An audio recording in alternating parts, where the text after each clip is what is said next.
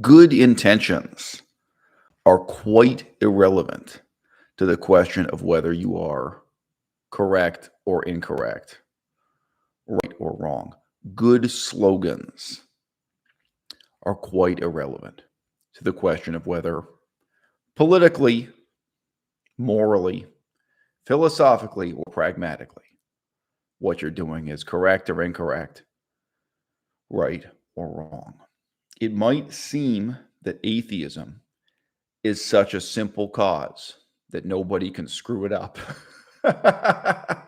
That it's such a simple message, that it's such a simple principle to preach, to live by. It's such a simple basis for having an organization collecting donations, such a simple cause defined as a charity, that nobody could possibly screw it up. I'm here to tell you, for the last 20 years, we've been screwing it up.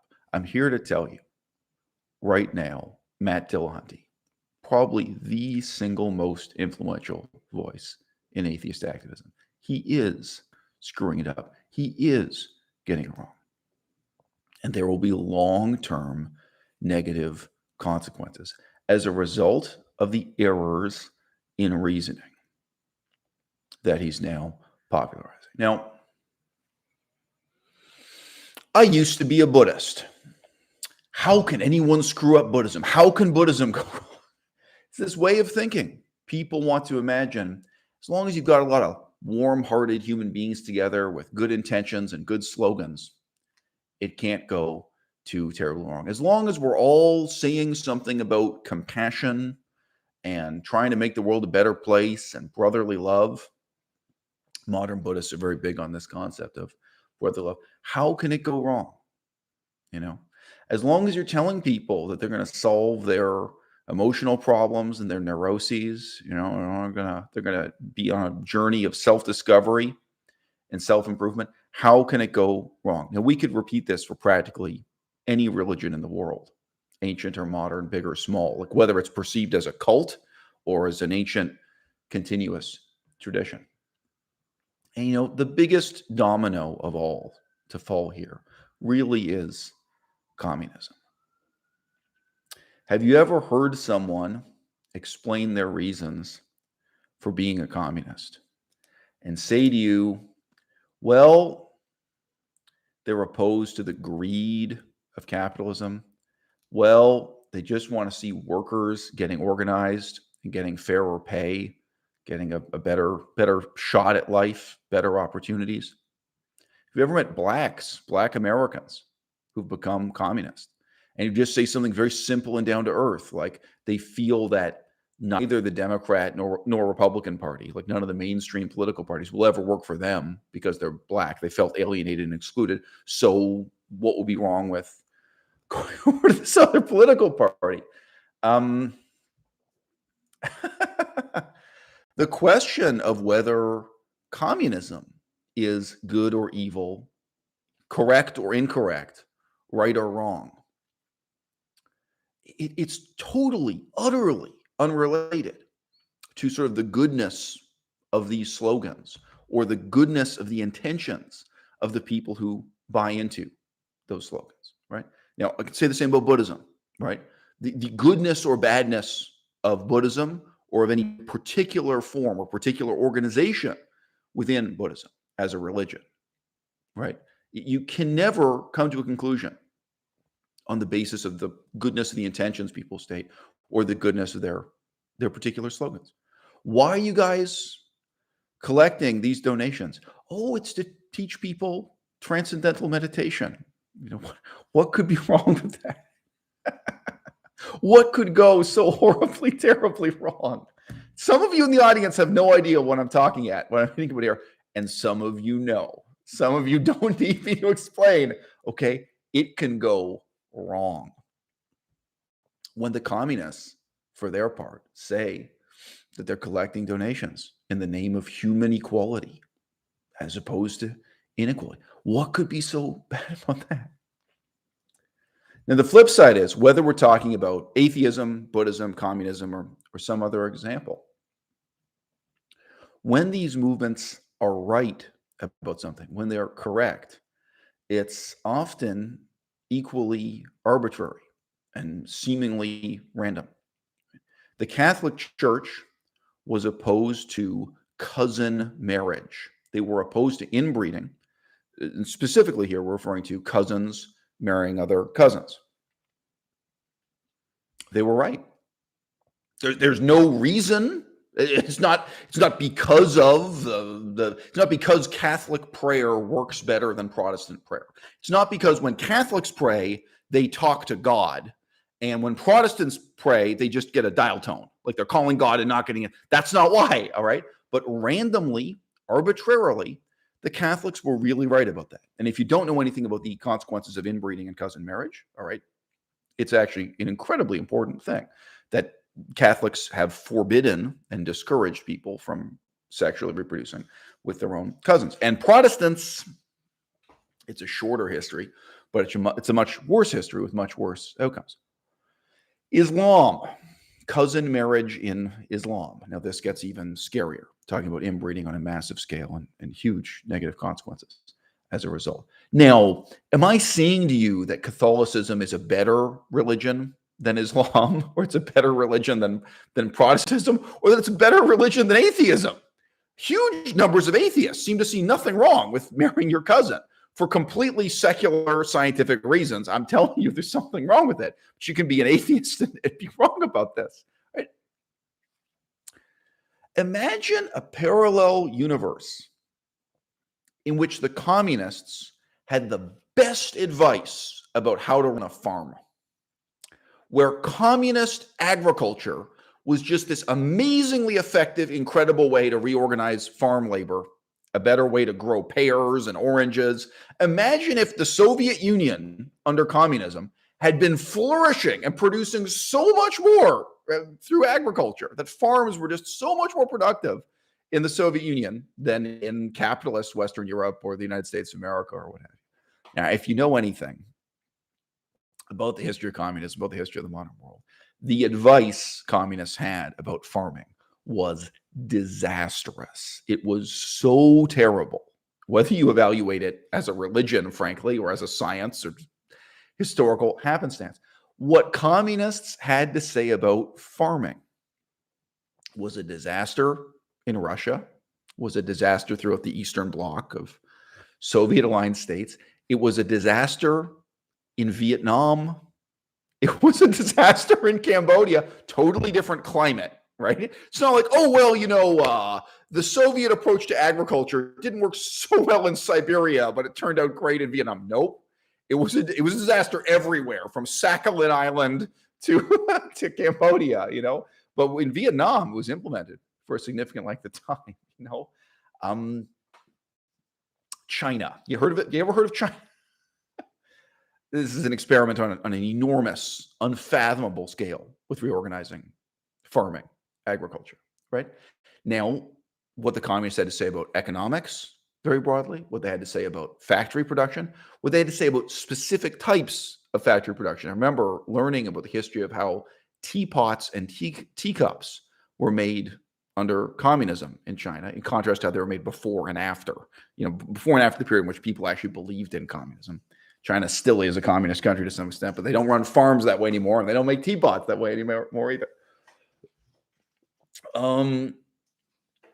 The goodness of the intentions people have when they believe in these slogans, right? That tells us nothing about what's right or wrong, about a religious movement, about a political movement, or even just about, say, a policy, And the trap I see atheism moving into, and Matt Dillahunty is not the only one, but I think it's very efficient to criticize Matt Dillahunty because I think he really does reflect, frankly, the accumulated experience of the last 20 years of the atheist movement. He's not new. I think his current opinions, his current advice, his current guidance as a leader in the atheist movement, it really reflects 20 years of experience, failed paradigms, like he's seen different fads rise and fall. And, it reflects his personal understanding of what went wrong in the next 20 years and what he hopes will go right in the next 20 years. So I take it seriously, and I criticize it seriously because I think it's I think he was wrong before, and I think he's still wrong now. I think it's very easy for people who are within the atheist mindset to only see the goodness of the intentions and the goodness of the slogans, and not to really ask these questions of true and false, right and wrong. So at the end of these decades of experience in the movement, Matt Dillahunty's conclusion is that what we are fighting for is equality. What an appealing slogan. And it's wrong. He argues that what we are fighting against is religious privilege. Religious privilege. Not religion, not faith, not belief, not pseudoscience, but religious privilege, so that through the abolition of that privilege, we can all be equal. To me, it's so 2020. What can I tell you? I mean, I'm being honest with you, it sounds a little bit more 2015 than 2022 to me, but it's very much of the current era, of the current epoch, of trying to, express and conceptualize every political struggle as a struggle against privilege and in favor of equality. So I've seen this come and go with the vegan movement, where, like, instead of just saying you're trying to close down slaughterhouses, you're trying to stop meat production, stop this form of farming.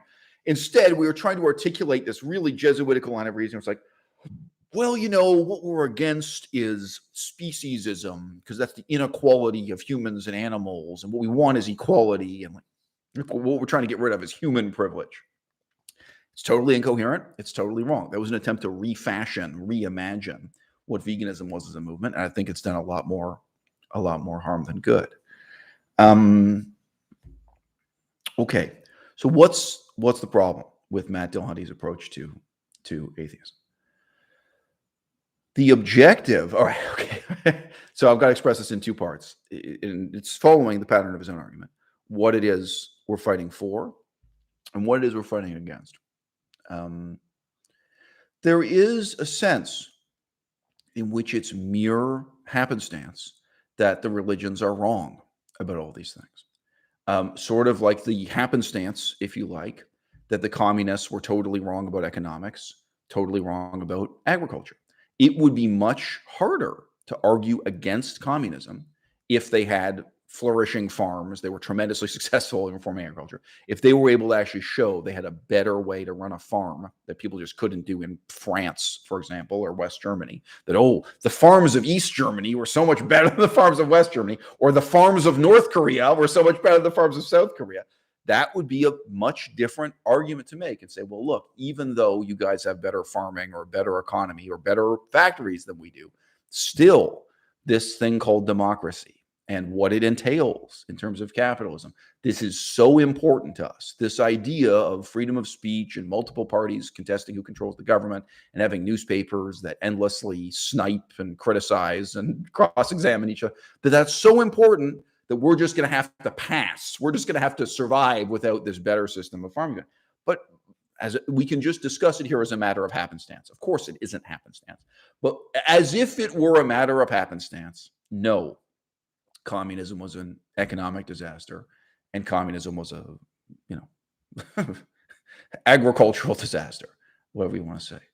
In this same wise, imagine how much harder it would be to argue against a religion that wasn't homophobic.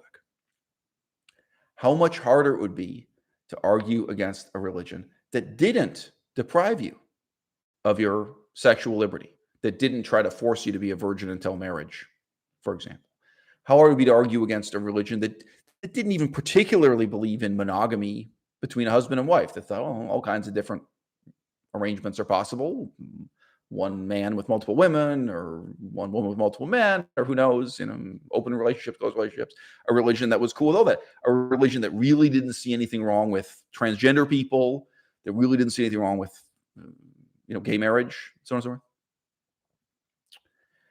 Imagine if the religion you had to criticize was Theravada Buddhism as practiced in Thailand.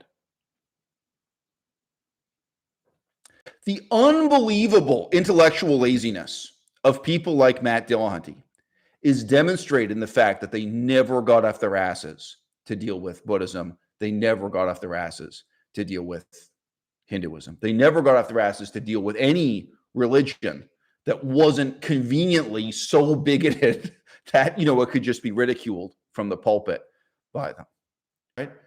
What if by happenstance there were a religion that really made your life better instead of worse, that didn't convince you that you were born with original sin, didn't convince you had to live in a state of perpetual guilt and anxiety or what have you, that actually, as with the people of Thailand, the brute sensuality of Thai culture that left you completely free to live a life of selfish, shallow, insipid, sensory self-indulgence. I mean, is there any country on earth where the culture is more, unrepentantly fixated on the pleasures of the senses than modern Thailand?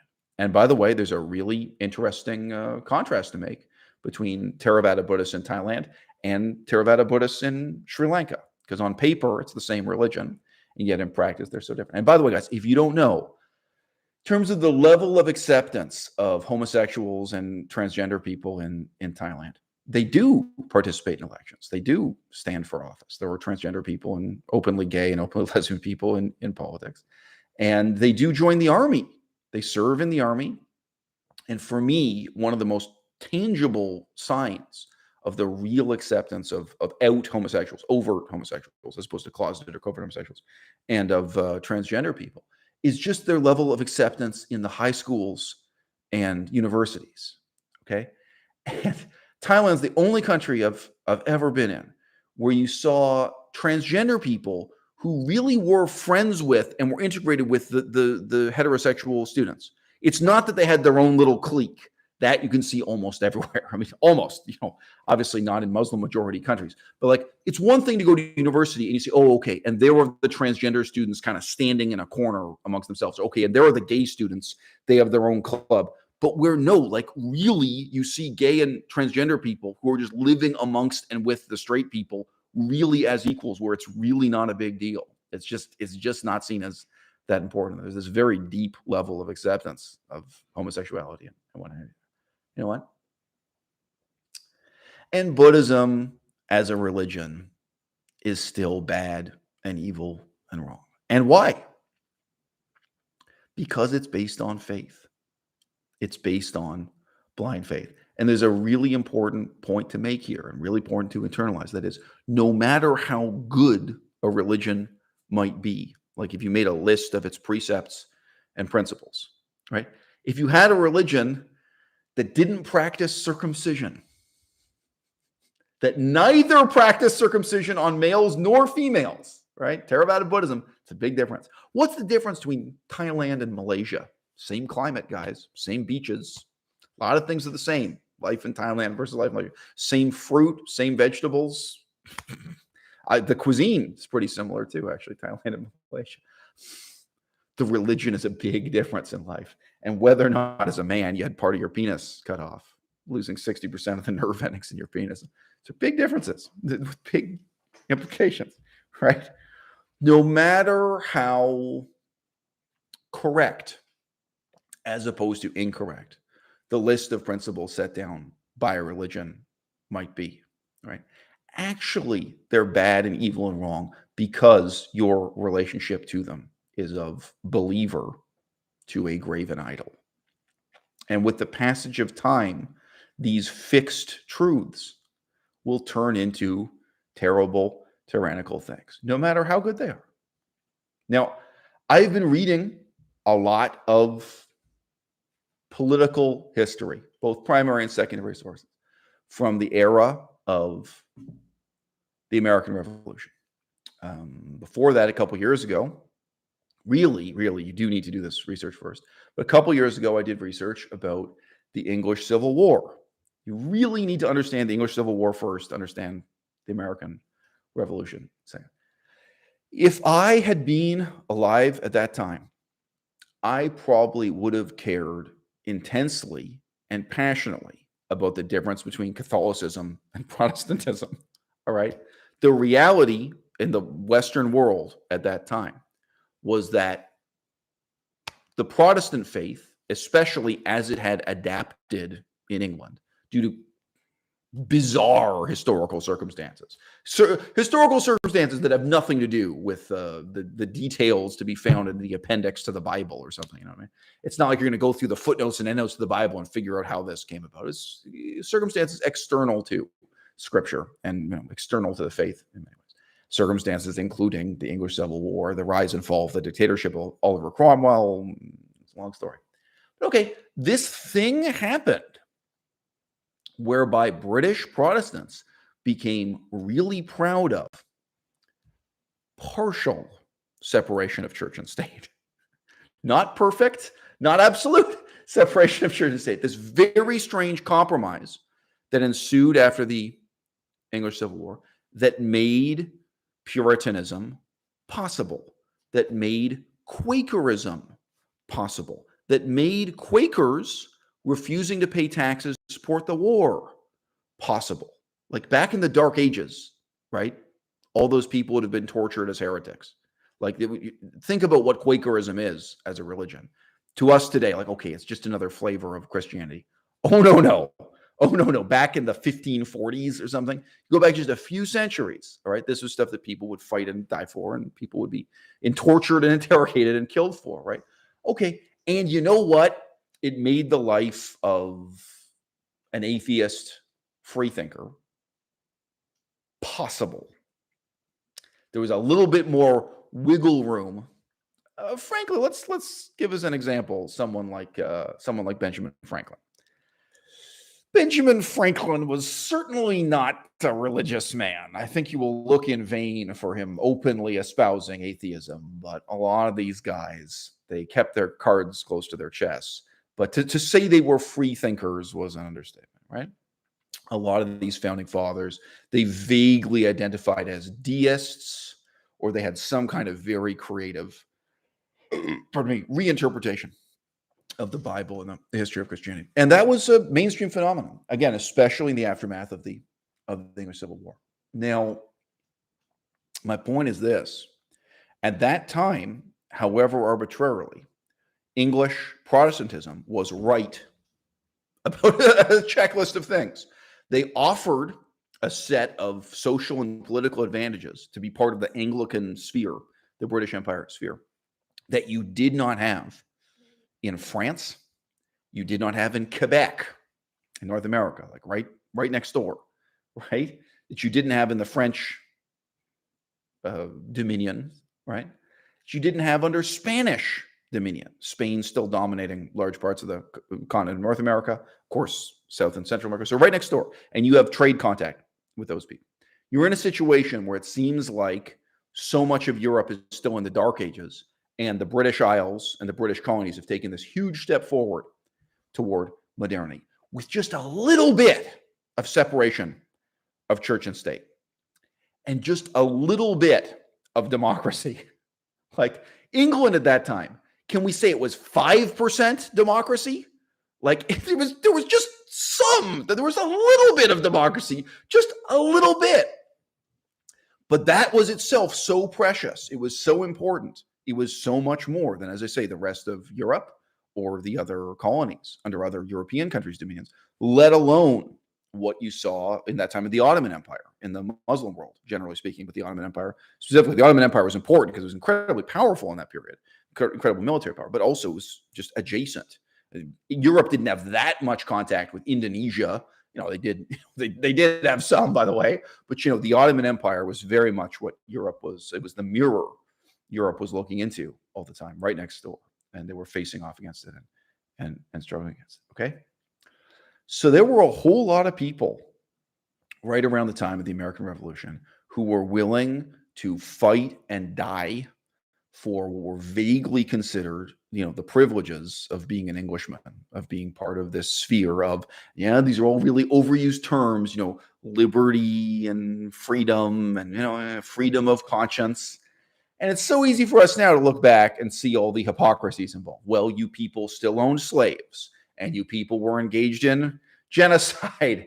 And of course, I mean, this is still to this day, this is part of Matt Dillahunty's current complaint about privilege.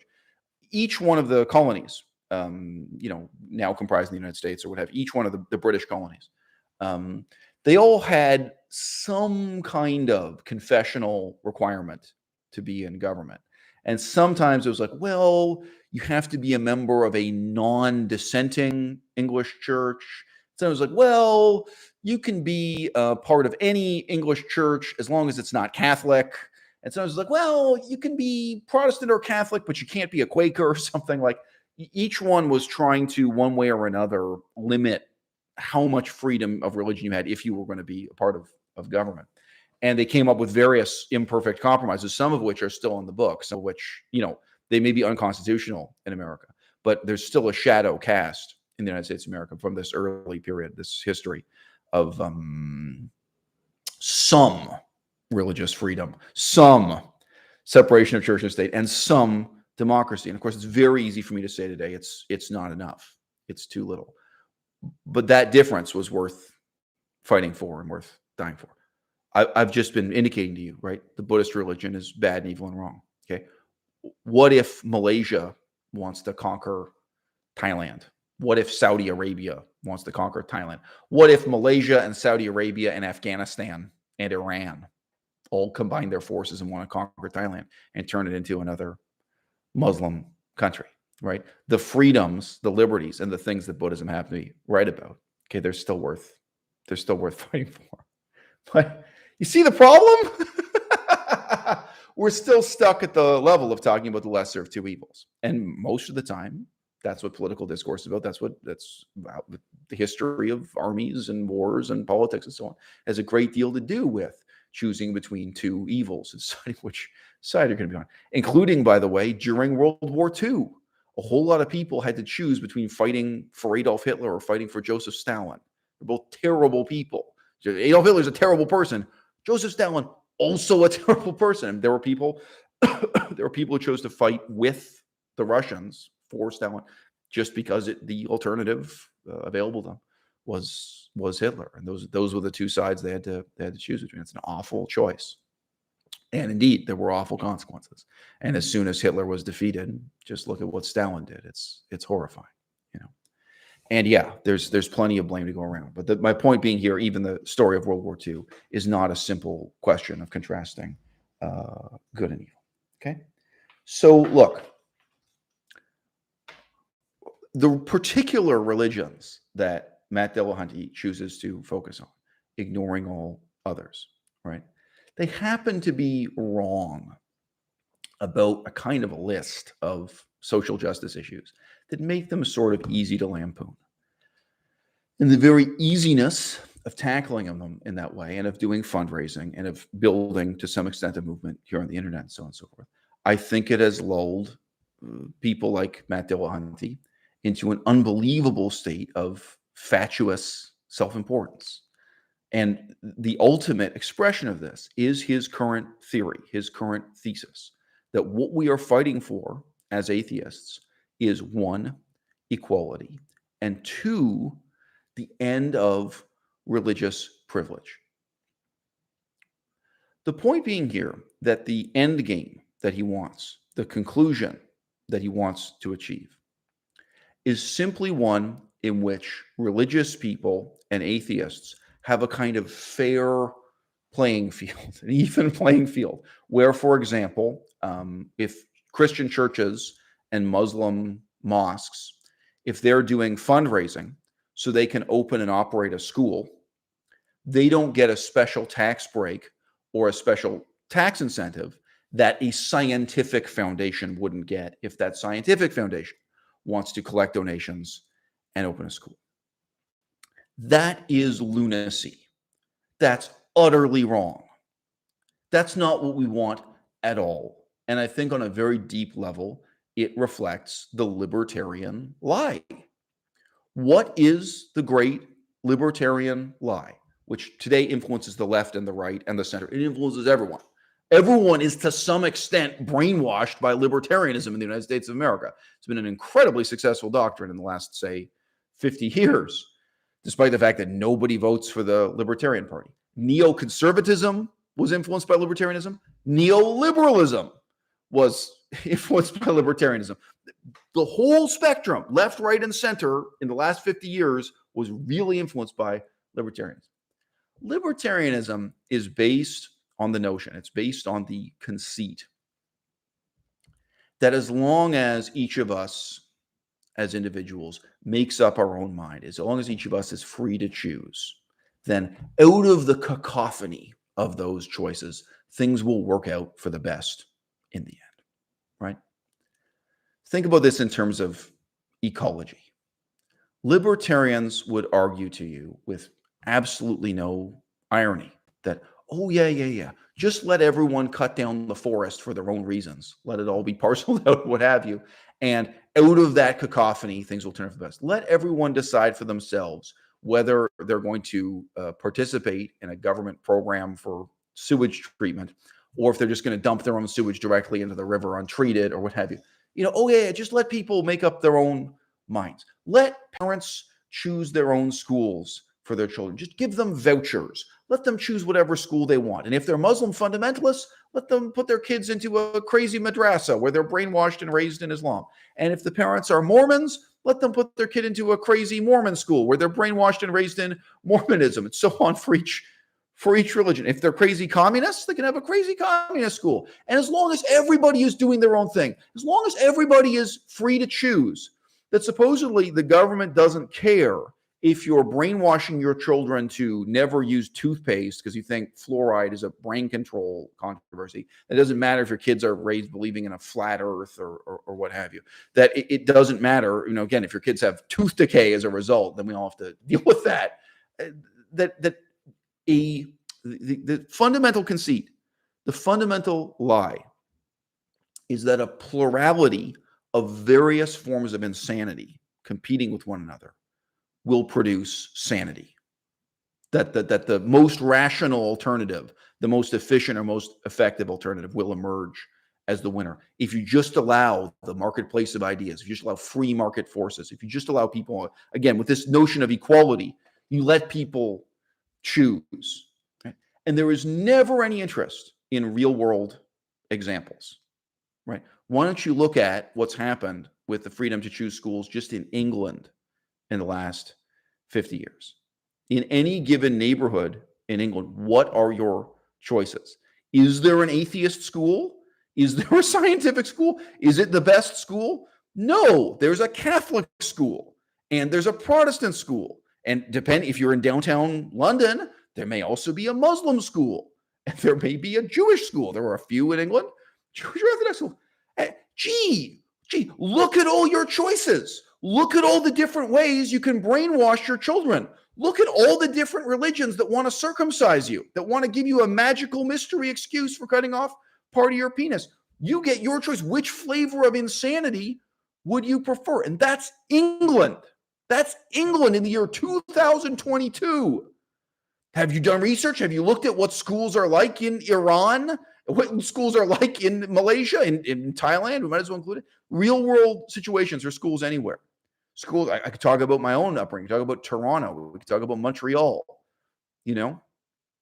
It's completely ridiculous to say that the objective of atheists is simply to achieve equality and the abolition of religious privilege, right?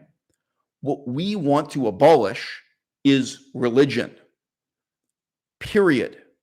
Now, let's say you have one school where children are taught every day to sit on their knees and pray, to get down on their knees and pray. Then you have another school, I've seen this, it's real. You have a Buddhist school where they're taught to sit in a different posture and meditate. At one school, they recite and sing songs from the gospel, from the Bible, and another, they memorize and recite the Quran. Right? And then over at this other school, Buddhist sutras, everyone put ancient scriptural text from Buddhism. Buddhism is different. Okay? And again, whether or not you regard it as mere happenstance, there are a whole bunch of ways in which I can say the Buddhist school is better. If these are my only choices, I'm going to choose to put my kid in the Buddhist school. For one thing, my kid might be gay. I might know it. My kid might not know it. If you're homosexual, you're going to be better off in the Buddhist school than in the Christian school or the Muslim school. No doubt. If you're a woman, the status of women, I mean, even in the worst Buddhist countries, like even in Cambodia, the status of women is so much better than a Muslim country. It's so much better than a Christian country, right? And there's no comparison. So women, over 50% of the population. Of course, if you have a daughter, you should put her into the Buddhist school. Of course, because I'm not pretending they're all the same. And if my only choice is to put my kid into a Catholic school versus a Muslim school, I would choose the Catholic school. If my only choice is to put my kid into a Catholic school versus a Protestant school, it's close. Probably I'd choose the Protestant school. But in the particular case, some Catholic schools are better than some Protestant schools, right? Like these things are not all the same, right? But there's something really fundamental here, right? There's something really important they have in common. Closing your eyes and wishing, closing your eyes and dreaming while you're still awake, inculcating into children, teaching them, rehearsing with them, practicing with them, right? Believing in things that can never be true, leading them through this journey of the imagination, right? A marketing of false promises. You know what Buddhism has in common with both Christianity and Islam? Teaching children that if they do good deeds, they will be rewarded for them after they die. You think that's harmless? You think we're going to have a better society in the future if we just have equality and free competition in the free marketplace today? If we just get rid of religious privilege, if we just take away, say, the privilege that Christian schools have over Muslim schools, so that Muslim schools get the same amount of funding, well, maybe we should even give more money to Islam so they can go out and convert First Nations people, American Indian people, the way Christians used to. Think about how unfair that is, that the indigenous people of North America, that, people like the Cree and the Ojibwe and the Dene, our native people here, they never had the chance to convert to Islam. Do you think that would be an improvement if we started giving government funds so that, Islamic temples and Muslim schools, madrasas, could start converting and convincing our indigenous people to leave Christianity and become Muslim instead? Probably a tiny number of them have converted in prison. Islam is very active in converting people within prison, black, white, and otherwise. People become Muslim in prison and in significant numbers. I know. Does that sound good to you? It's just ridiculous. Now, my point here is not to say that religious privilege doesn't exist. The most palpable form of it, no doubt, is this issue of tax breaks. There's a tax advantage given to a religious foundation as opposed to a secular one. But this isn't true for the whole planet Earth, right? And you can look at countries where this isn't the case. There isn't this tax advantage, and where their problems with religion are the same or worse. Okay, what is this difference in taxes worth? Because, you can set up a secular nonprofit organization in the United States of America, in Western Europe. You can get very significant tax breaks. You get significant tax advantages anyway. You can look into the details. But if we were to actually say what the financial disadvantage is of being a secular foundation as opposed to a religious foundation, is it 15%? Is it 5%? I think if you really do the math, if you really crunch the numbers, it's not some enormous landslide difference economically if you are doing charitable activities. So let's give an example. You have a secular foundation that wants to feed and clothe homeless people, helping out homeless people, and you're all atheists. You have a religious foundation, and then you actually get an actuarial scientist. You get an accounting team to run the numbers and say, okay, if this is how much our expenses are, this is how much overhead we have, this is our payroll costs, and ask them, do you think it will be advantageous for us if we incorporate as a religion instead of being a secular foundation? They can crunch the numbers and they can tell you what difference it'll make. I'm not saying this is zero, but if you think this is going to transform society in the United States of America, in France is a very interesting example. I'm not speaking from ignorance on that. I've lived in France. I have a daughter growing up in France. There are reasons why I know about how secularism works in France, how it is in Canada, like what the advantages are of incorporated religion. Whether you think of that as a 5% financial advantage or a 15% advantage, how do you think the world will change if you achieve this so-called equality you're talking about? What difference is that going to make in the United States of America, let alone Iran, let alone Malaysia, let alone Thailand, any Japan, any society in the world? And this is the other thing that's very peculiar about his argument. He says that the problem is religious privilege as opposed to religion. And he does say incoherently, I've heard him say it in other contexts, for example, in talking about Christmas and so on. His attitude is that you should just let people believe whatever they want to believe. And that all we are fighting for, we as atheists, is merely that we also can believe whatever we want to believe. That we also equally, like we also can be ignorant and live in darkness. So, this is all based on this kind of false equivalence. All right, I'm sorry, we're not equal. Right? If you believe toothpaste is part of a mind control conspiracy from the government, if you think fluoride in toothpaste, you're wrong. If you believe the earth is flat and I believe the earth is imperfectly spherical, can't just say it's a sphere, it's not quite. But the earth is a ball shape of some kind, however imperfect. Okay, guess what? We're not all equal. Your beliefs are wrong and stupid, and mine are correct. I can't even say they're smart. They're just correct. All right?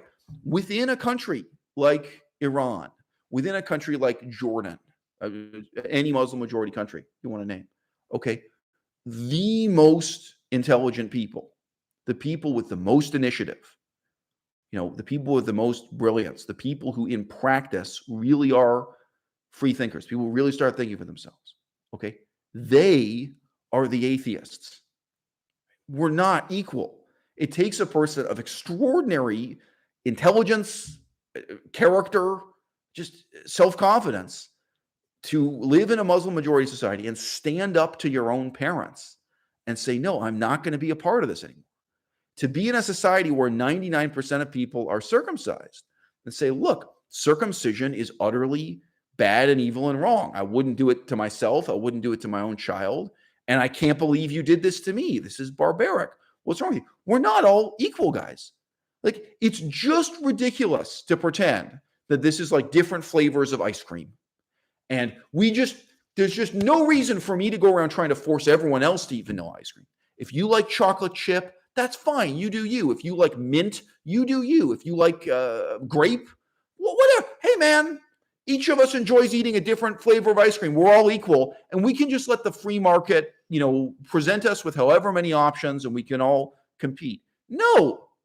The position atheists are in is that some people are right and some people are wrong. And this is why I want to introduce communism right up front. Okay? In the 20th century, a huge percentage of the people who could have been building an atheist movement, who could have been fighting for an atheist world, they were seduced by communism. Like, in terms of like the energy and attention and initiative, like the work that could have gone into creating an atheist world, challenging, demolishing religion, right?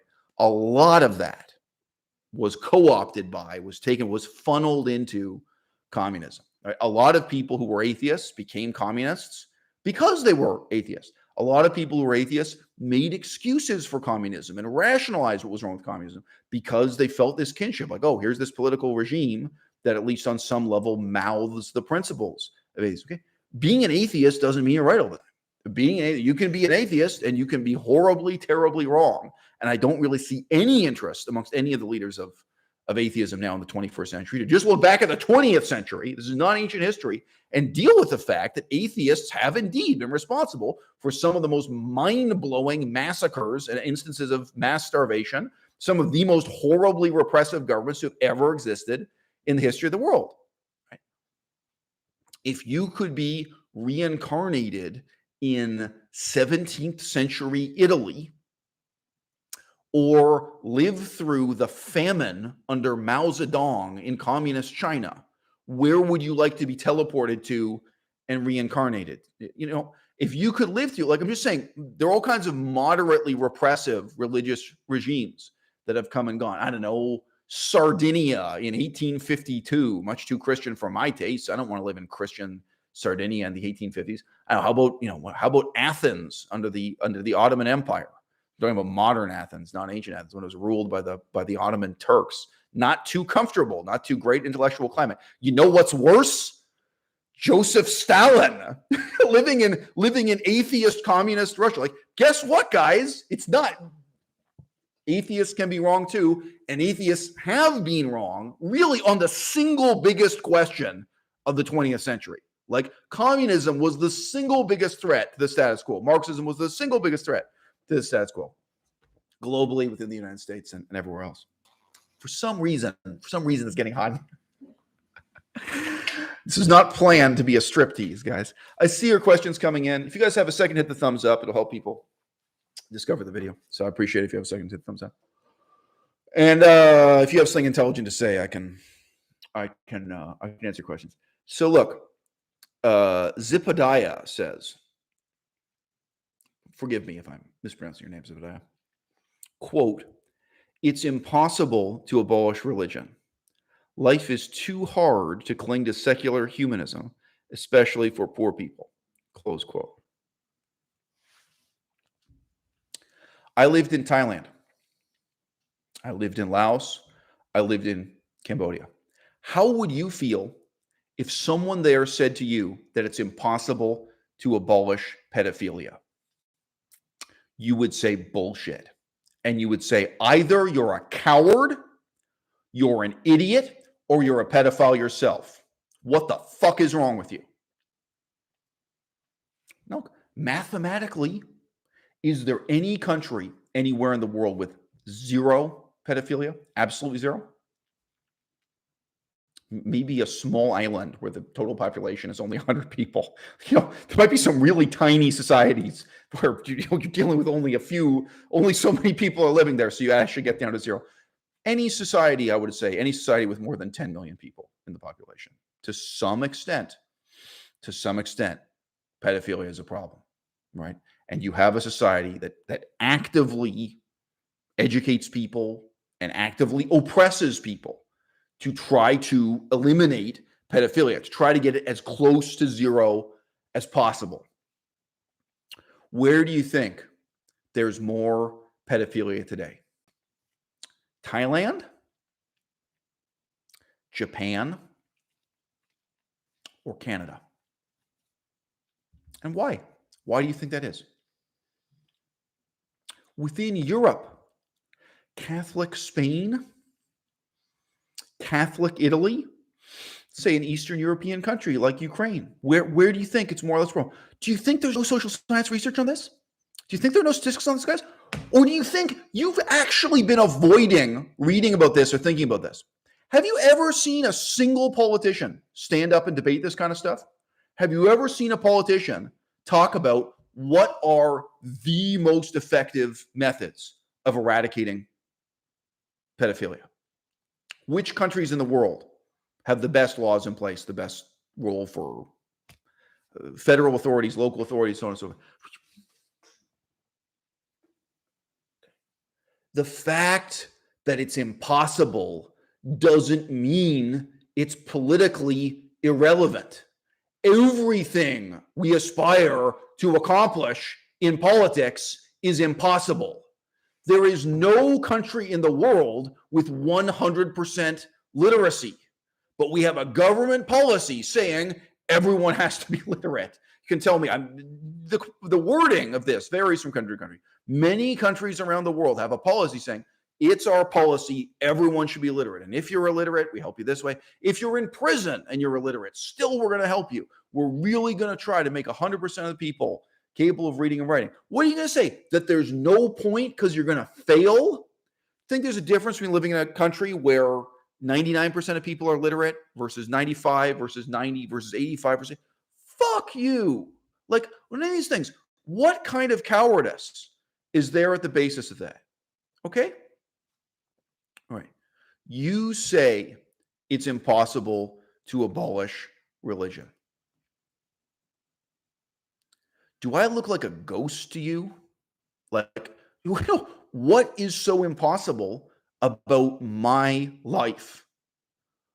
It's like when people say it's impossible to live on a vegan diet.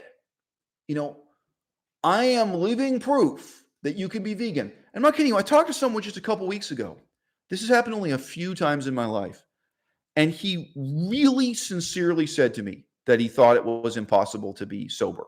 Like, I don't know if you've had there are people who, even if it's just marijuana and alcohol, people who use marijuana and alcohol, i.e. what we consider soft drugs. I've met people who really seriously said that, like, no, it's not possible to exist as an adult without getting drunk at least a couple times a month or a couple times a year or whatever their standard of normalcy was. That's impossible. No. Like, in a sense, what I'm rejecting is the notion that I'm either superhuman or subhuman. No. And if you're going to argue that life is too hard, you think my life has been too easy? Keep watching the YouTube videos. You think I haven't had heartbreak and suffering and sorrow? It's just ludicrous. Okay. But look, I understand what you're saying here. I know you're writing with no bad intentions. Sorry. Sorry if this seems like a somewhat over the top response here. I'll bring this comment back to the other aspect of what Matt Dillahunty argued for and what he argued against. So with no explanation as to the segue between these two points of comparison, he says we need to abolish religious privilege. Easy example of religious privilege, these tax breaks, tax incentives. And then, with no clear segue, again and again throughout the video, he talks about the impossibility of being elected in the United States of America as an atheist.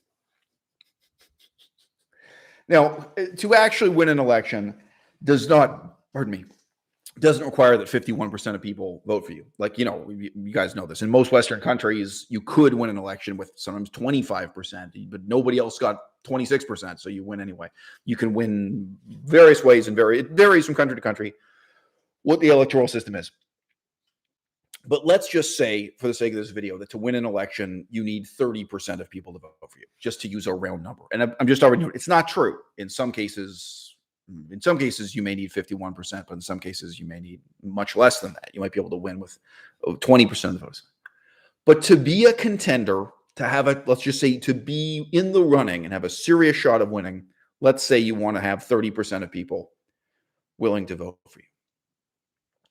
If you define the purpose and objective of the atheist movement as merely being the removal of religious privilege so that we can all be equal, so that we can pretend we're all equally ignorant, so that we can pretend that a legend about the earth being flat is equally as valid as, basically a scientifically factual description of the earth being like a ball, right?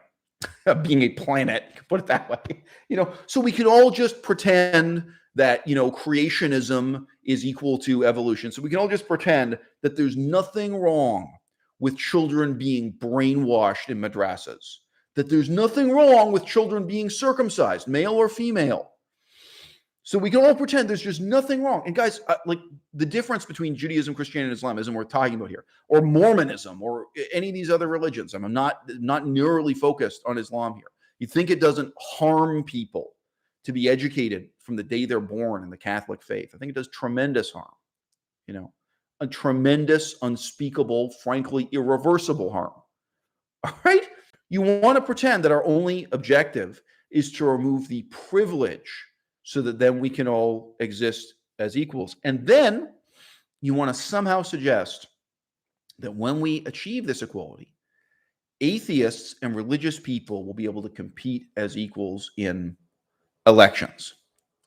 Now, that is impossible to imagine even within the United States of America, within Florida, within Georgia, within Texas. I mean, I go across the map here, right? Does that make a lot of sense to you in Iran? They have elections in Iran. They do. They have multi-party elections, and they have newspapers that write about it. A lot of people don't realize that Iran is not a dictatorship. They actually have multi-party democracy. They actually have elections. You'd be surprised how much freedom of speech they have, okay? They also have a fanatically religious population. The voters are religious, the vast majority of them. So guess who wins the elections? Again and again and again. And guess how carefully you have to couch your words if you want to advocate for any slight reduction in the powers of the Islamic faith in that country, if you want to argue for a more secular future. And, when are you going to have 30% of the people in Iran supporting an openly atheist, contender in an election? Okay. You ever heard of this place, Israel? Small country, but it's in the newspapers a lot for some reason. Okay. What do you think life's like for atheists in Israel? If you're ethnically Jewish, but you're an atheist, what do you think it's like running in elections as someone who's openly atheist in Israel? What do you think it's like if you're born and raised in Israel and you're willing to stand up and say circumcision should be abolished? It's barbaric. I tell you this, but the Jewish religion, it's pro-alcohol. Islam is anti-alcohol. This is another example of religion being arbitrarily right about something, by the way. What if you're Jewish and you say, look, alcohol causes brain damage. We got to all stop drinking alcohol. Judaism is a religion based on ritual meat offerings, the communal sacrifice of animals and the eating of meat. You're saying, hey, that's bad and evil and wrong. Maybe you're a vegetarian. Maybe you're vegan. There are big fundamental changes you want to pursue in society. And you're facing off against the bigotry of the vast majority of people who are religious. It's just, look, the problem with Matt Dillahunty's approach is that he's presenting you with good intentions and appealing slogans. And I'm saying to you, these good intentions and appealing slogans, they will lead only to the total ruination of the atheist movement. All right. The deep-seated libertarianism of this model has to be rejected, root and branch. And being honest with you, I think that has to be rejected by conservatives. I think it has to be rejected by liberals, like left, right, center. I think that's something left over from the bad old days of Ronald Reagan and frankly, but in England, it was really the Labour Party. Sickeningly. It's, the bad old days of Tony Blair.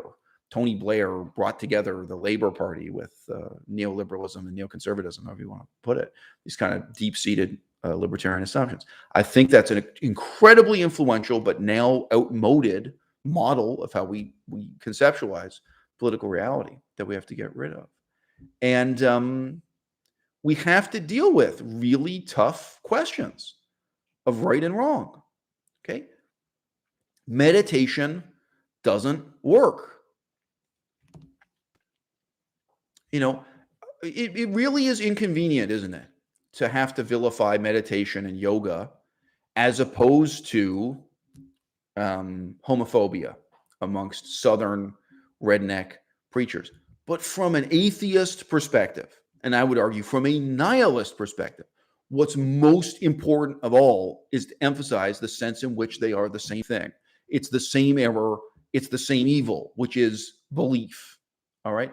Now, faith healing, collecting donations from someone and promising that you're going to cure their cancer, heal what's wrong with them, whether it is through prayer, whether it's through a Christian ceremony, a Muslim ceremony, a Buddhist ceremony, a Hindu ceremony. It's bad and evil and wrong in all instances. And why? Belief, quite apart from the particular things being believed in. Like you can hold up a book, right? It's not because of the particular contents of the book that I'm telling you it's wrong to believe in it. I'm telling you it's wrong to believe in any book. And I am aware of the advantages the Buddhist book has over the Christian book. We'll use it in the singular. It's a huge library in Buddhism. It's not just one book. It's one CD-ROM, though. You can get on one desk. But, I'm aware of the advantages Buddhist scripture has over Christian scripture. And I'm aware of the advantages Christian scripture has over Muslim scripture. They're not the same. What's the same is belief. All right? The evil of putting children into a school where they will be taught to close their eyes and pray and believe in this. Okay? It's the same evil regardless of which one of these religions we're examining. All right. And it's the same solution for all of them. We have to close down those religious schools. What we need are coercive atheist governments that really force people in schools to face up to the reality that the world is round and not flat, that face up to the reality of evolution, the theory of evolution, which is disturbing in its implications. It is. It's upsetting. It's morally disturbing. And not just when you're 11 years old or something, okay? Like, I mean, it doesn't come up every day. But, you know what? It's kind of tragic. It's kind of horrible to know that to some extent, we're all prisoners of these ingrained instincts that were produced by millions of years of evolution. It's kind of disappointing to find out that you aren't an angel that fell from the sky to the earth with supernatural abilities. Nope, you're just another monkey. Like, this is not something you're only going to be disappointed with once or only be disturbed about once, right? But this is something children have to start learning about. I don't know, at age 4 or something, at a very early age. You learn about evolution. You learn about its implications, not once, not twice, not 10 times, 100 times in your life. You're really going to reflect on the theory of evolution and its implications for us. Some of the implications for evolution have to do with ecology too, like looking ahead to the future. Okay, given that this is what produced us, this is where we come from, in an abstract sense, what do we got to do for the future of planet Earth? What's the onus upon us? What's the obligation upon us? So on and so forth. This is not a simpler or shallow thing. For me personally, I'm fairly indifferent to the cosmological elements. I don't really feel that the shape of the solar system or the size of the galaxy, it just doesn't mean that much to me. Just being honest with you. If there were a new scientific finding that the Milky Way is actually, if someone invents a better telescope and it turns out the Milky Way is shaped like a triangle instead of this kind of swirl shape, I'd kind of shrug my shoulders. Well, just goes to show those expensive telescopes, man. I just don't care. A lot of people care. I mean, I've met and spoken to a lot of people for whom just understanding the size and shape of the universe was a big deal. Okay. And look, kind of combining these two. All right. Homosexuality really matters. It really matters for straight people. Like, I don't think you can just live your life as a straight person ignoring this. Of course, it matters for gay people too. And really accepting, like, look, human sexuality, it doesn't make a lot of sense. There are all these guys who fetishize women's high-heeled shoes. Like, there are all these forms human sexuality takes on, and homosexuality is one of the most common. This is a major element of the human experience. But there are also all these other little strange, expressions that can't be rationalized in terms of evolution. Well, why would a man want to have sex with a shoe instead of a woman? This is the reality of life on Earth, right? And dealing with that, the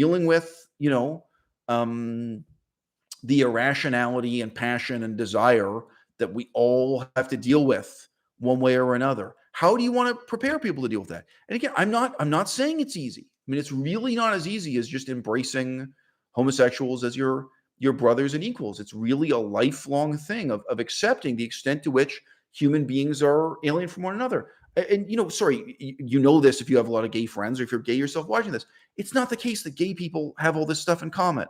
There can be two gay men who feel completely alien from one another. Like, well, they both identify as gay, but they're different reasons why they're really mutually alienated from one another. I remember this, the debates about gay marriage in Toronto. Toronto had a huge gay community, partly because gay people ran away from all the small towns and moved to Toronto because they were less comfortable in these more homophobic, smaller towns and cities. So we had a lot of gay people. And there were gay men who really seriously argued that they were opposed to gay marriage because they thought sex was better when you just had a bunch of different partners and never committed to one person. They were really passionately arguing this was a medieval Christian concept of one man, one woman, and that it was a tremendous error to replace it with one man and one man. Like that if you're a gay man your whole life, you should just sleep around with a bunch of different partners and not buy into this. Now, look, I'm being real with you. I don't think that's a shallow argument. But on the other side, there were enough gay people saying that no, that's not their sexuality, that their experience of homosexuality is monogamous and is about commitment, and that they want to be able to adopt and raise children, and they want to have these benefits in terms of life insurance and health insurance, and there were all these reasons. All right, it's not some simple binary thing where you flip a switch and go from a homophobic society to a gay acceptance society. These are really, really hard things to deal with your whole life long. And, sorry, in case you haven't guessed, I'm completely pro homosexuality. I support gay people politically. But, of course, as life goes on, you can have encounters that freak you out and disturb you. I've had gay men lay hands on me. I've had some situations that test the limits of your tongue. Whoa. Let's not get handsy, buddy. Sure, it happens, You think you're tolerant, and then you move to Thailand. Look, let's all keep our hands to ourselves here, guys. And there are going to be things that freak you out, and anyway, you're going to deal with the extent to which people, both gay and straight, they live with these terrible contradictory desires. Life is a tragedy. Human sexuality is a tragedy for the vast majority of people, the vast majority of the time. The terrible yearnings that can never be satisfied, gay or straight, the vast majority of people. And they live with this contradiction. They live with this contradiction, again, related to the fact that we are only slightly raised up above the apes, okay? When do you want people to start dealing with these contradictions, and what percentage of people? Pardon me. What I've just described, even if we've only been dealing with the shallow end of the swimming pool here with these examples. I mean, we can get into philosophy with a capital letter P if you insist. If you're going to have a working democracy, can you have a working democracy where 99 people are Muslim fundamentalists? 99%, I should say. A real question. Can you have a democracy in Afghanistan? Can you have a democracy in Saudi Arabia? Can you?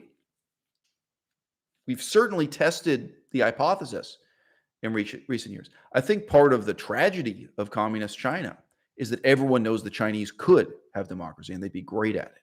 If there's any country in the world that is prepared for democracy, it is communist China. And they are prepared by basically two things: atheism and literacy. There are people, they read books, they read and talk about what's in the newspapers, they talk about politics, they're politically engaged, and they're predominantly atheist. And guys, I know Buddhism, I know Confucianism, I know Taoism.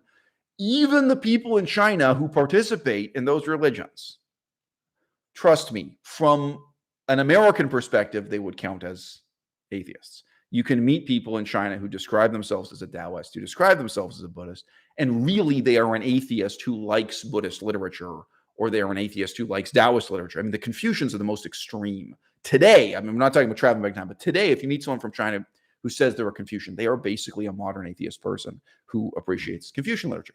And, you could ask them, but don't you believe the earth is flat? Don't you reject the theory of evolution? And they will look at you like you're completely insane. They say, what are you talking about? That's not what they mean by Buddhism, right? So of all the countries in the world to be prepared for democracy, the tragedy of communist China is that we all know they could have democracy. They're so close, right? And yet, because of the dominion of the Communist Party, they're still so far.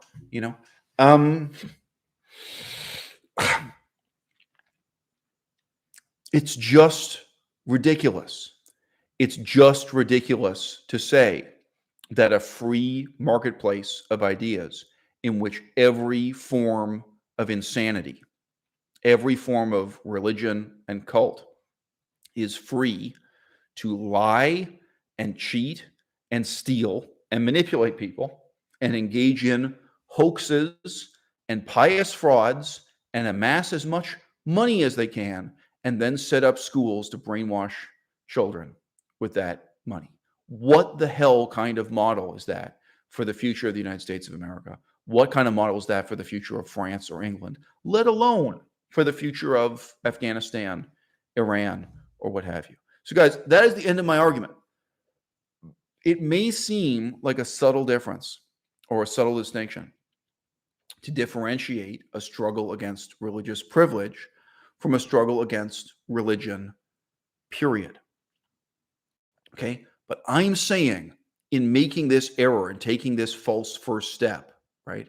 Actually, Matt Dillahunty is setting atheism on a disaster course. And again, I'm sorry, I've talked about these things in such detail because I don't think the arguments about them are easy under any heading. You know, it just so happens that atheists are right about a long list of things that religious people are wrong about. In the United States of America, we're talking about Christianity, Islam, what have you. And it would be harder if you think about a hypothetical world where maybe religion is right about some of those things and the atheists are wrong. And we have a tremendous problem in dealing with all of the forms of pseudoscience that atheists are wrong about. So, guys, I will read your questions. If you have something intelligent to say, now's the time to say it. If you have nothing intelligent to say, by all means, remain silent. Okay. Who is going to stand up and fight against prescription antidepressant drugs, SSRI medications? We could also talk about so-called antipsychotic medications. But for simplicity, we can just say Prozac. Who is going to stand up and say, this doesn't work, this is pseudoscience, the negative side effects are really significant and really terrible, and the benefits are either zero or so close to zero that you're just looking at a placebo effect, etc.? Who is going to stand up and make that argument? Do you want to be a part of a society in which the only way you can reduce the number of people ruining their life with psych meds, with Prozac, with similar medications, is to lead a mob of religious fundamentalists, of religious fanatics, whom you manipulate, you lie to them, you give the lectures, you convince them that these drugs are the devil's work? Yeah, this is yet to be attempted, as far as I know. But whether it's in Islam or Christianity, I think you can imagine a charismatic figure like myself might go around from time to town. We might go around from town to town and say, back in Jesus's day, people were depressed just the same as they are now. They didn't take no pill for it. They got drunk like good, honest tradesmen. Like whatever. You can say people should just drink whiskey when they're depressed. And you could build up an army of religious fanatics who are correct. Like they're correct in their critique of antidepressant drugs, but they're right for the wrong reasons, right? That's one view of the world. If your view of the world is just that it's completely hopeless, all we can ever have is one group of religious fanatics against another. You could have a new movement in the United States of America arguing that you are a bad Christian if you take these psych meds, and we all have to stand up and go back to being drunk the way we were in the Dark Ages or whatever. We have to go back to this earlier model of psychiatric care, shall we say? And who knows? Maybe you'd throw in a bunch of crap about prayer or whatever it is that gets the crowd moving. Okay, well, that's not my perspective. All right. I think today in the United States of America, there's a tiny, tiny minority of people who could be described as free thinkers. And then within that minority, there's a smaller minority who can be called dissident intellectuals. And then within that smaller minority, there's an even smaller number of people who are free-thinking dissident intellectuals who are seriously trying to make the world a better place, who are seriously trying to help the majority of people. There are some people who are free thinkers and all they want to do is cocaine and prostitutes. They have no interest in helping anyone else. There are some people who are free thinkers who become dissident intellectuals, whatever. All they're interested in is their own artistic self-indulgence, their own memoirs. All they want to write, they have no interest in helping anyone else. They have no interest in changing the world. Okay. We're talking about a minority within a minority within a minority. That tiny number of people, those are the only people in your society who might stand up and challenge the paradigm of psychiatric care in our times. The notion that depression is a medically real illness that you can treat with this pill, and then the further notion that this pill is actually effective as a treatment. Who will stand up and make that argument? Who will do the right things for the right reasons? And who will ultimately take that to Congress, take that to Parliament, take that to the halls of power and government, and make it into a coercive law to eliminate this poison from our society? All right. This is my interest. My interest is in creating a society where that tiny circle gets larger and larger, where the percentage of the population that consists of free-thinking dissident intellectuals gets larger and larger. And I think there are all kinds of positive effects that will come from that. I think some, I'm just saying, not all free-thinking intellectuals are going to care about politics. I think some of those people are just going to spend their time trying to invent a better can opener. Have you opened a can of beans lately? We're still stuck in the dark ages on can openers. They're going to invent a laser that can open a can of beans. Seriously, I'm just saying, some people are free-thinking intellectuals, but they're not like me. They maybe want to change the world, but not politically, not philosophically, not ethically. Like maybe not even ethically. There's nothing ethical. There's some kind of free-thinking disintellectual, and they say, you know what? Can openers. It's got to be a better way to open a can of beans. Okay, so my point is, when you increase the number of these people, I think it has positive knock-on effects throughout society, including parts of society I'm just not that concerned about. I'm not really that engaged in the tech sector, however you want to put it. It's not really what I'm looking out for, but that's great. If a new can opener comes out, great. I'm all for it. Okay. If you think about these concentric circles, free thinkers, dissident intellectuals working in the public interest for the good of the majority to change the world, pursuit of positive political change. Okay. How big are those circles? How big are those minorities today in Iran? How big are they in Afghanistan? How big are they in Saudi Arabia? One of the simplest things that I ever heard said by the Prime Minister of Taiwan, this was during one of the periods when I was there. Prime Minister of Taiwan at the time, he said simply about communist China, he said, they don't understand. You have to value dissent as something precious that contributes positively to our society. It was a beautiful, it's really a very deep and cutting statement about communist China. Again, in this case, neither country is religious. Taiwan is basically a secular democracy. Communist China is a secular democracy. He's saying, what the difference is between those guys and us? They don't understand. These people, the dissidents, as I'm calling them, the dissident intellectuals. Dissent itself is like a social service. It's something precious. It's something positive you have to value. I'll tell you something all the religions have in common. Even Buddhism, even Hinduism, even animism, like the various forms of animism I have known, all right, all of them snuff out dissent. All of them create an authoritarian social structure, a hierarchy based on belief, based on blind faith. That's what they have in common as religions. Again, Matt Dillahunty, I don't think you ever studied Buddhism. I don't think you ever studied Hinduism.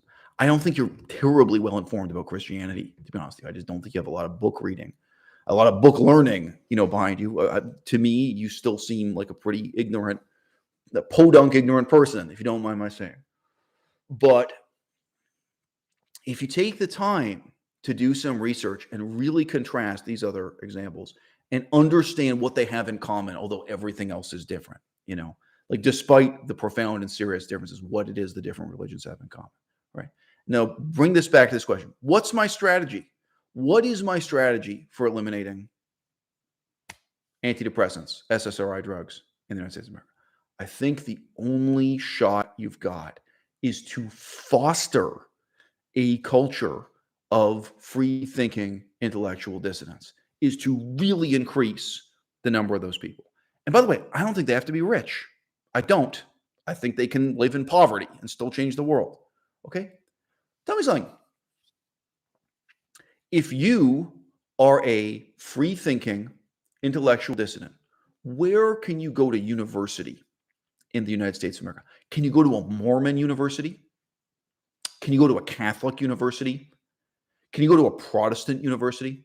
Can you go to a left-wing communist university? All right.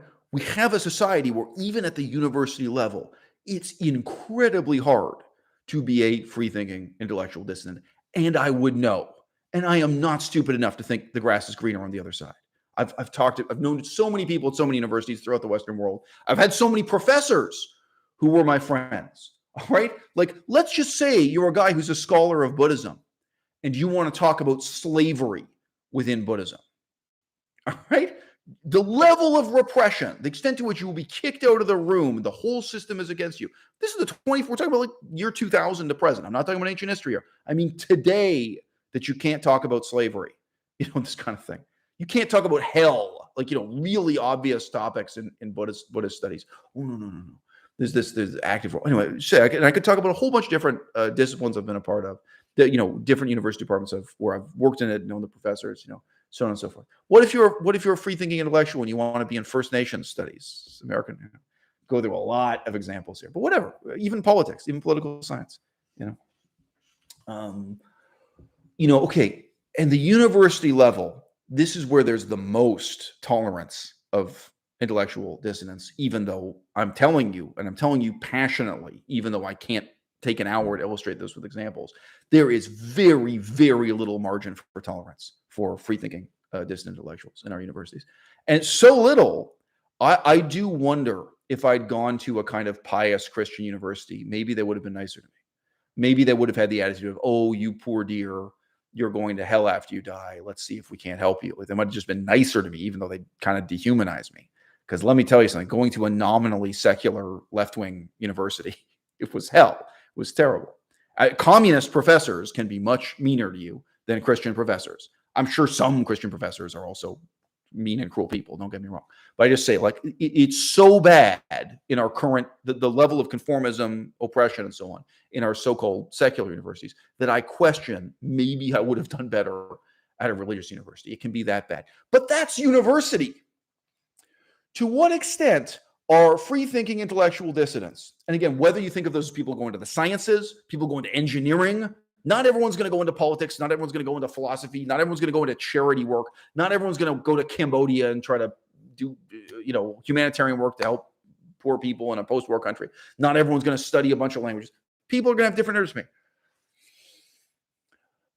What is the experience of a free-thinking dissident intellectual in high school in the United States of America? All right. What is it in high school in England, in France, in Germany? All right. Which of these countries, any of them, just even looking at the Western democracies, which of them foster and encourage and develop free-thinking intellectual dissidents? All right. America has a horrible culture this way at the high school level. Unbelievable. Pretty much every single one of these guys will tell you they were suicidal during high school, and they'll tell you exactly why. They'll tell you exactly what their experience was in high school and how terrible it was to be an aspiring intellectual growing up in an American high school. It's awful. And again, it's so bad. Like, really, is it, or would you have been worse at a Catholic high school? Again, I'm not saying this to glorify the Catholic, but if you look at what life is like in a Catholic high school versus the government nominally secular high schools, on a case-by-case basis, sometimes the religious schools, you might have been better off there than in the government system because that high school was so bad. Okay. So again, you can cast the net wider. You can think about Iran. You can think about Afghanistan. You think about these more repressive cultures. And you can think about kindergarten and primary school. You can think about it from the womb forward. Okay? There's a whole lot of progress that is impossible because we do not have enough free-thinking intellectual dissidents engaged in real innovation, in asking really hard questions, in challenging the status quo, in challenging the complacency of our society, right? Asking the questions that make everyone uncomfortable, right? And it's only when you foster that, it's only when you expand that, that something like the convenient lie that if you're unhappy, there's a pill that can make it better. The convenient lies that are beneath the pharmaceutical industry marketing Prozac to millions of people, right? Who is going to challenge that, right? It's not going to be one person. All right, look at Socrates. They killed Socrates too, in case you didn't know. I made a video about it. It's not like there's one Socrates who can stand up and say, this is all a scam. That's already happened, if you didn't know. There have already been quite a few different scientists who did the research and wrote books and so on and so forth, and who stood up and said it's all a scam. That's not enough. You need a dynamic, you need myriad communities, myriad salons of dissident intellectuals, and then the world can start to change. And guess what, guys? As tough a critic as I am of the American Revolution, I could sit here and talk to you for hours about everything that went wrong with the American Revolution. Who made it happen? It was a bunch of really eccentric dissident intellectuals. These were really weird guys. I'm sorry, Benjamin Franklin was a really, really weird guy. This is a terrible book. Don't read this book. But anyway, Thomas Jefferson was a really, really strange guy within their own society at that time, not just judging them now. These were extremely eccentric dissident intellectuals who got together and started asking tough questions, started coming up with an idea for a better society. And guys, again, we can all sit here and criticize the American Revolution. Can you name a revolution that was more successful? This is probably the most successful revolution in the history of the world. It was certainly more successful than the French Revolution, than the Russian Revolution, than the Chinese Revolution. I mean, despite everything wrong with it, right?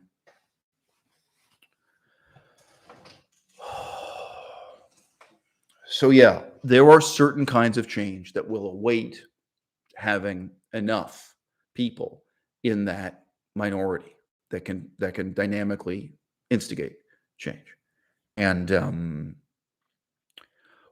one of the reasons why Matt Dillahunty's approach to this is wrong is that he's not acknowledging the extent to which the perpetuation of religion isn't just a service like a pizza delivery restaurant that satisfies a need that exists today or a desire that exists today. I'll come back to this pizza restaurant, pizza delivery company example just a second. You know, we're in a situation where the existence of these religions, the existence of these institutions and these religious schools, it's snuffing out the possibility of progress in the future. There are children who go into Catholic schools and they have their intellectual potential beaten out of them. All right. They are traumatized for life. There are children going into Muslim madrasas. There are children going into Hindutva schools, like Hindu religious schools. I shouldn't have even said Hindutva. I should have just said Hindu schools. Doesn't matter. Regardless, Hindutva is a politicized term. But anyway, you know, there are children going into Buddhist schools. All right. And I am not even making the claim that all these children are brainwashed. I'm telling you that they are being taught to believe. And in learning to believe, they're learning to dream while they're wide awake. All right. They're learning to live in a world of prayers and riddles and sacred mysteries and ancient excuses for stupidity. All right. It is snuffing out their intellectual potential. And if you guys have difficulty visualizing this, it's so much easier to visualize with women than men. All right. So look, I know, probably just challenge your own bias here. I used the word intellectual dissident like 30 times. Every single time. Were you imagining a woman or a man? Did you think of both women and men? Or did you imagine like a man in a suit and tie when I say intellectual dissident? Okay. Women have just as much potential to be intellectual dissidents. But it's even more obvious the way in which all of their intellectual potential is snuffed out by religious education. Now, again, even with supposedly moderate Christian schools, what are they taught? They're taught to get married and have babies immediately. And I've met and known women like that. They're taught, you know, some of them are taught to drop out of school after a certain number of years so they can get married and have babies immediately. And again, you can look at Christianity, you can look at Islam, a woman who's taught to wear a headscarf and get married and follow her husband's commands and so on. All right. Now, you know, again, I'm not some wild optimist about human nature. But whether you like, it's not that everyone is a genius and then religion makes them into an imbecile, right? But I am saying to you, some percentage of these people, some percentage of women who are born Christian, who are born Jewish, who are born Muslim, who are born Buddhist, who are born Hindu, who are just born into one of the miscellaneous animist religions in Japan, they could have developed intellectually. And instead, religion suffocated their potential and tried to turn them into an obedient, robotic housewife. And it's just very easy to see that. If you meet these people and talk to them face to face, you can say, whoa, you are a woman who has been effectively brainwashed and oppressed by your religion. You are a woman who had your intellectual potential snuffed out. And you know what? It might be harder to see that in a man. Like, let's just say a man who went to all Mormon school. He was born, went to Mormon primary school, high school, Mormon university. And let's say he became an insurance salesman. So he wears a nice suit. He goes and does this work as an insurance salesman. He's not oppressed in the kind of obvious way that a woman in Afghanistan is oppressed, wearing this blanket. It's not oppressed in the same obvious way as a woman, traditional Muslim woman wearing a headscarf, or an Orthodox Jewish woman wearing this elaborate costume, so on and so forth. I know it may not be obvious, but if you get to know that guy, what you may realize is this guy also had his intellectual potential snuffed out of him. He was sold this pack of lies from the day he was born, and he was funneled and shaped into this role to be, again, the same way we can say the woman was made into this kind of baby-making robot.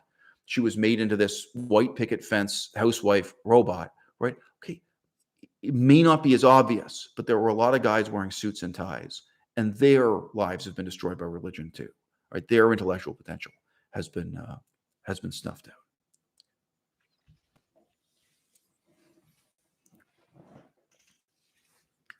All right, I'll take a moment now to read your comments. Melissa is also in the audience. If she wants to comment, she can join it. I admit this is one of these unanswerable steamroller videos. I'm not expecting to get any emails disagreeing with me.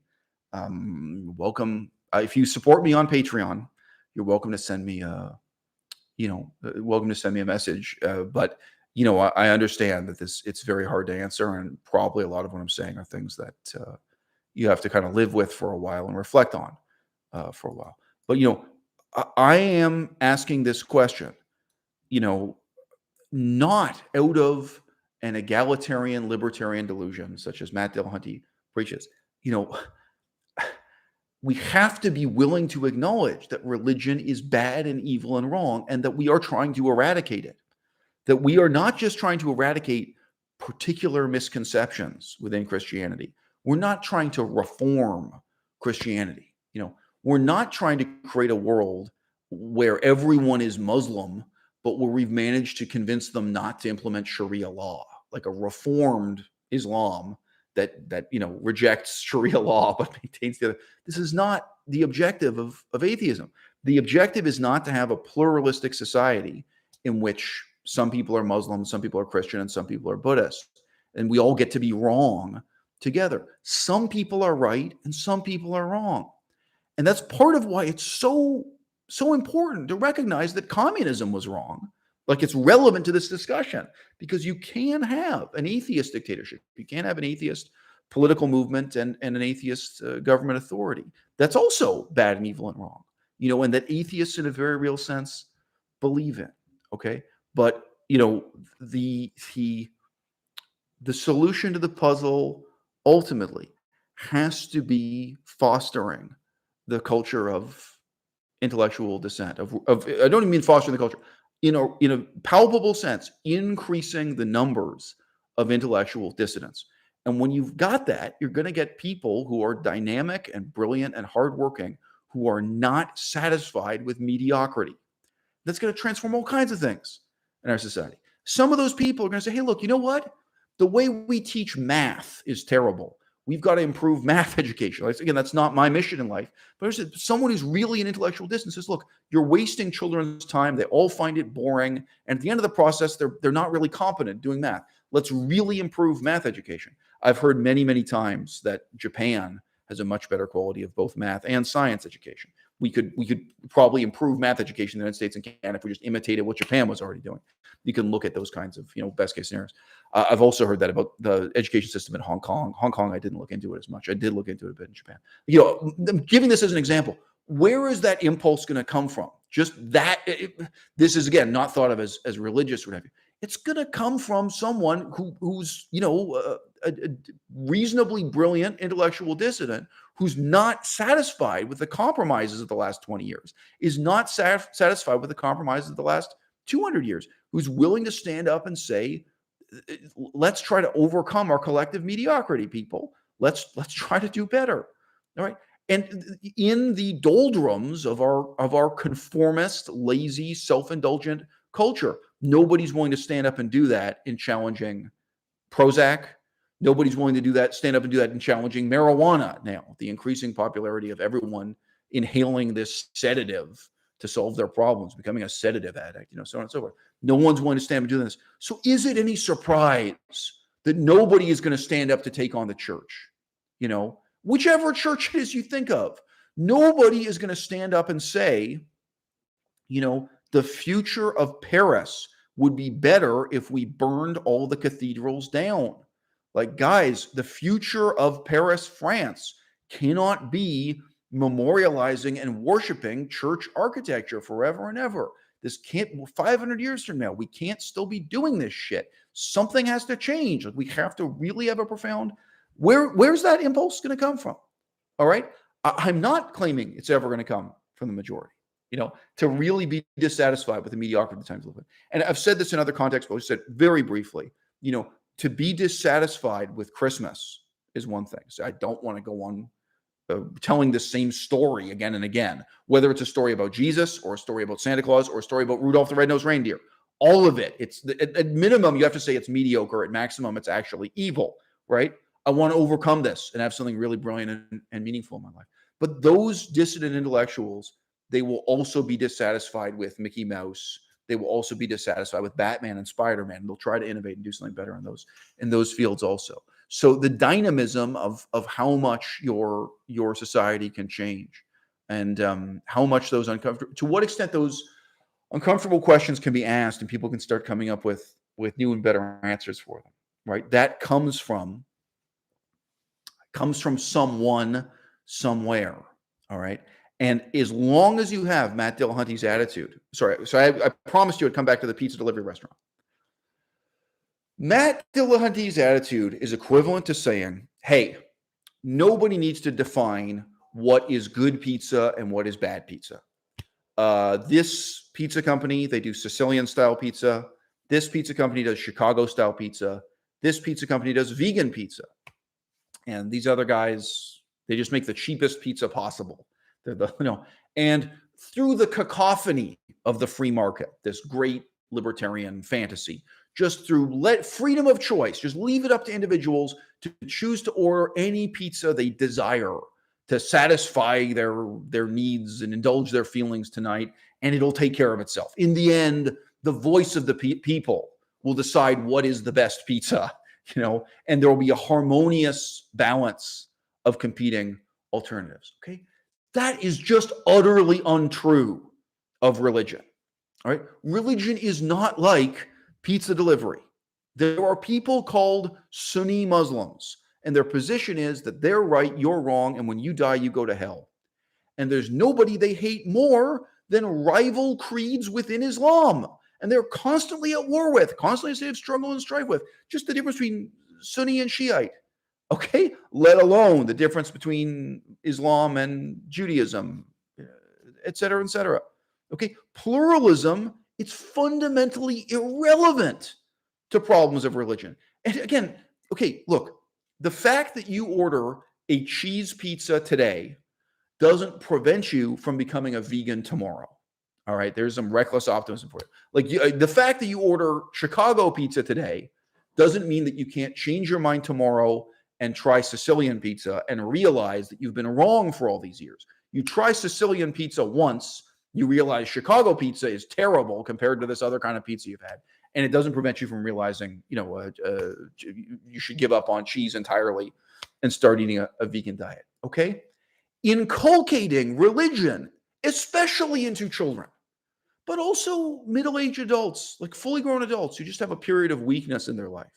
Like there are people who are sad and brokenhearted, and they convert to Islam as fully grown adults, or as middle-aged people.